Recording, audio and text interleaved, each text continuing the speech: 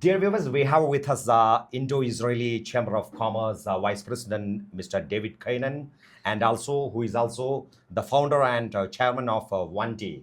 Okay, Mr. David, please give us a perspective on Indo-Israel relation and its impact on business and technology transformation that is happening in India. How you look at the current scenario on Indo-Israeli relation? Sure. Thank you very much, Vijay, for your question. It is my honor. We know each other for the last 15 years, and it's always a pleasure and honor to meet you. Thank you, sir. Now, specifically on Indo-Israel relationship, what we've seen in the last 5 years, and definitely in the last 2 years, we saw a huge jump in this relationship, and I'm going to look at couple of major aspects. Okay. Okay. Aspect number one, that for me I think it's the most important, is semiconductor. Okay. As you know, India is now officially setting up a couple of semiconductor manufacturing facilities. Yeah, very good. Till date, India is by far the largest country in the world without semiconductor capabilities. Now we know that semiconductors now are like the new gold, because you could not have AI, you could not have technology, you could not have anything without this. And India, being a superpower, could not rely on others to supply such an important and strategic need. Okay? And I think that's the reason why India is setting up these semiconductor manufacturing fabs. Now, when it comes to Israel, as you know, Israel had the first semiconductor fab outside of the US for Intel, starting 1982. Yeah, okay.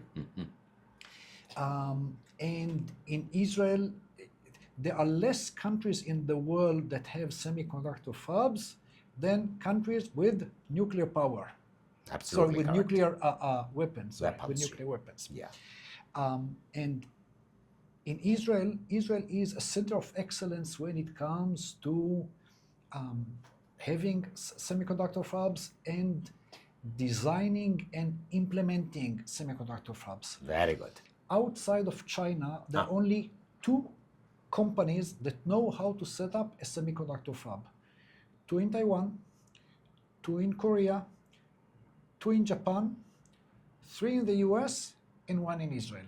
Fantastic. Now, the Taiwanese, Korean, and Japanese companies, they know to operate practically only inside their home country. Okay. Only American and Israeli companies, they know how to set up fab outside of their home country. Fantastic. Now, as you know, India, being a superpower, do not want to be dependent on American companies when it comes to something which is so important and so strategic. Correct. So there is a lot of strategic reason for India to choose an Israeli company to come and set up the new semiconductor fabs in India. Very good. And I'm not telling it from, I do not know the details of the discussion, but I'm Very quite good. sure Okay. these things would happen. Okay, Because very good. it has all the reason in the world. Yeah. Okay? So this for me is one key. Now in Israel we have know-how in semiconductor design, know-how in semiconductor manufacturing. We know how to design semiconductor fabs, and that's exactly what India needs now. So I believe on that front we would see a lot of work. Oh, very good. Going on. Very good. One. Second area is the area of AI. As you know, Israel is a global center when it comes to AI and cyber, which are they're not the same but very close to each other. Okay, and of course for India, having AI capabilities is something which is crucial. Correct. So on that aspect, I know that many things are happening. I expect that we would see a lot of announcements. Correct. Maybe with some assistance from the Gulf countries, Okay. from mainly the UAE, because the UAE, they have oil. As you know, AI requires a lot of power, so right. we would need oil for that. And the UAE, they have sea, so Usually AI centers, they need to be cooled. So if you could make them underwater, it makes a lot of sense. Oh, okay. So I assume that we would see AI centers in the Gulf, which are owned wholly or partially by Indian companies, Okay. and together with Israeli Israeli. technology. Fantastic. So that's the second area. The third area is agri. Agree. So India is becoming a richer and richer country. Together with the expectations of the people is to eat better food. Today, the India agriculture, and there are multiple reasons for that, but Yeah. the India agriculture productivity is still very low Very compared low. to yes. Correct. Now, in Israel, we have lots of know-how on how to create high-end, high productivity agriculture in relatively small areas, which again something and in relatively hot areas. So, in that respect, I could say we have set up in India. We've set up a company which is setting up new greenhouses Oh, for tomatoes, for lettuce, for all the greens and so on, and that brings extremely high quality product, but still it in extremely high quality and extremely efficient. okay. So our efficiency is productivity per acre. We are 25 times more than open field. Oh, When it comes to our water efficiency, as you know, water is becoming an issue in India. amazing. So water efficiency, we are 15 times per cubic meter of water. We produce 15 times more food. Okay? So we set up the factory here, and we set up one pilot greenhouse of 2 acres just here in Hosur. Oh, very good. That's I great. actually invite you to come and see Definitely, sir. the I will farm. make it happen. But so I expect this collaboration to be in vegetables. I expect this area to be in the milk production industry. I expect this to be in the egg production industry. So Very in good. these 3 areas, Israel has a lot of know-how, and I expect that again between Israel and India. Okay. Last but not least, I'm sure that you know that after the savage attack of Hamas on Israel on October 7th, 2023, Israel has stopped using Palestinian workers. And because of that, today there are thousands, actually tens of thousands of Indian labor who come to Israel, and they are working in construction, they're working in agri, they're Very working in factories and so on. Fantastic. So on these 3 aspects, I expect the relationship between Israel and India just double-fold, triple-fold in the next Here, Mr. David, I have a question because India is a country with 150 billion people, in the sense 1.5 billion people. Yes. So we need your support in healthcare, and also you have lot of vision-based technology companies. Yes. In these 2 areas, how you are looking at the current engagement with the Indian startups and the established companies going forward, how we can collaborate further, because we need a lot of vision-based technologies from you. So I would speak specifically on healthcare. Actually, healthcare is a very, very good example. So Okay. given the sheer number of people in India and the fact that they are relatively dispersed on large. Absolutely. So the best way to significantly enhance the healthcare in India is using AI, is using online medicine and Very so good. on. Telemedicine. Yes. Yeah. Telemedicine. In the past, telemedicine. It is online medicine. Okay. Yeah, Right. and in the past, telemedicine and online, you say, okay, so the doctor is looking you for a file, Correct. okay, you're coughing.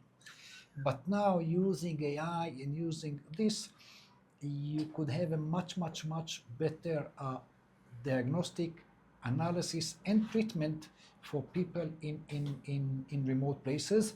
And again, we are involved in one such kind of transaction between very large medical center in Israel, Okay. and very large Hospital chain. hospital chain Oh, here in India. Oh, great. It hasn't been published yet, so I could not disclose the Very details. good, sir.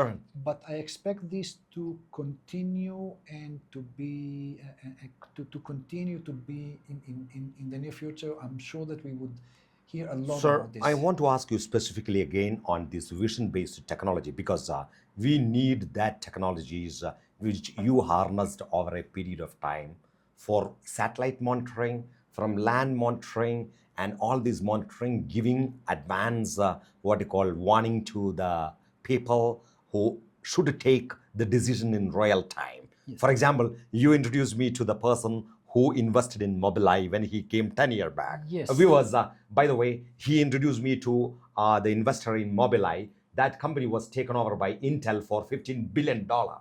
And I was thankful to David to introduce me Thank to you. his Thank you very much. investor. He is a big time person from Israel. So having said that, Yes. we need to have such kind of a vision-based center of excellence to Yes. do lot of cross-border, what you call technology exchange. So actually, on that respect, we are working with KDEM, with the Very good. Karnataka Digital Economy Mission. Very good. We are working with them. We had a seminar with them Oh, about 4 fantastic. months back. Uh-huh. And we are expecting to have in 2026, we are expecting to have at least 2 seminars between KDEM and Israeli companies. Very good. Again, in early 2025, we had a seminar which was run by the Hebrew University Very good. in Jerusalem, in Israel, with the KDEM, with the entire KDEM management.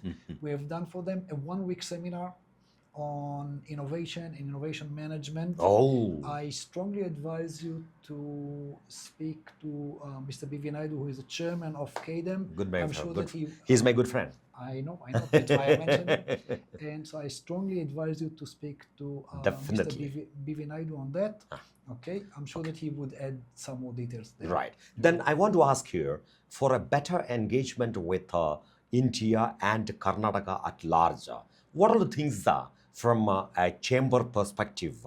What more you need from a state government so that the implementation, seamless engagement of entrepreneurs, innovators, and business community, investor community should happen here in Karnataka, Bangalore. So I can tell you, first, I believe that the Karnataka government, and as you know, I live here for over 20 years now.